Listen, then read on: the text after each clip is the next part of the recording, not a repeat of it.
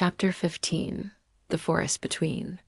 Richard rose before dawn, the village still blanketed in the hush that follows celebration. Smoke clung to the rafters of homes.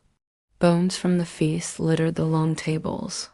Laughter had long since faded into dreams, but Richard had not slept. He stood at the edge of the forest with a pack over his shoulder, a short blade at his side, and fresh bread wrapped carefully in cloth.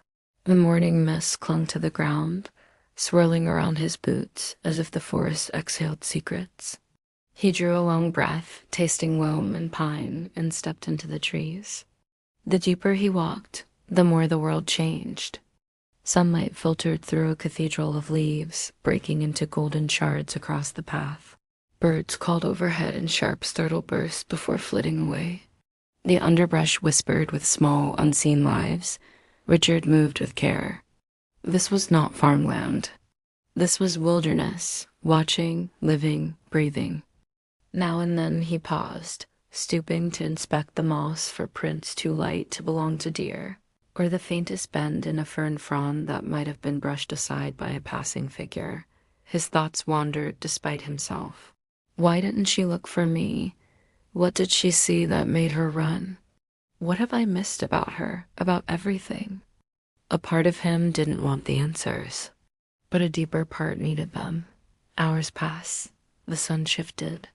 Hunger gnawed at him, but he didn't stop. When he reached a stream, he knelt, drank deeply, and splashed water on his face. The cold shocked him awake again. That was when the forest went still, utterly silent. No birdsong, no breeze. Only a slow rising pressure in his chest. He rose just as something leapt from the shadows. It slammed into him with a snarling cry, claws scraping, teeth flashing.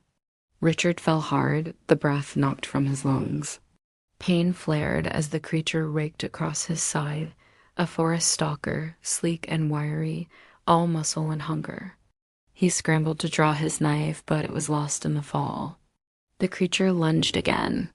He managed to grab a fallen branch and jammed it into its open jaws, holding it back with both hands. Hot breath poured over him. Damn it! He shouted, forcing it away, but he was losing ground. Then a new sound ripped through the forest, a roar. Deep, ancient, terrifying. The predator shrieked and bolted into the undergrowth, vanishing like smoke.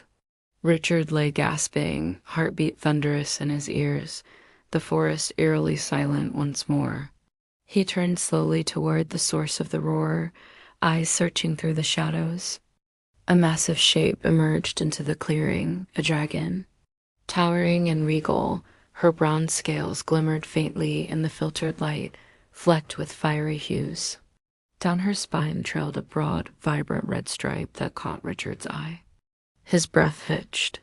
The creature's sheer presence was overwhelming, powerful, wild, and utterly alien. He expected it to attack, to see him as prey or intruder. Yet she stood still, her gaze steady and unwavering. Confusion flickered across Richard's face. Why wasn't she attacking? The dragon's eyes, glowing softly in the gloom, were striking, a deep green with flecks of amber. Something familiar stirred in him, a faint echo that didn't quite make sense yet. The dragon's head tilted slightly, almost inquisitive, and she blinked slowly.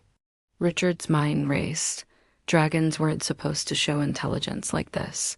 Not to him. Not in his experience. She shifted, preparing to turn away, the tension in the clearing thickening. "Wait," Richard called out, voice hoarse but urgent. His hand rose instinctively, trembling as he reached toward her. "Rose?" The name slipped out like a question, a hopeful whisper hanging between them. And then, a voice, soft and clear, not spoken aloud, that felt like a breeze brushing through his thoughts. Unchiel. Richard froze, the name resonating deep inside him. The dragon's eyes held his gaze, full of something complex, recognition, sorrow, and something like hope. He swallowed hard. The realization dawned slowly but surely. The red stripe was like the flash of flame in Rose's tangled hair.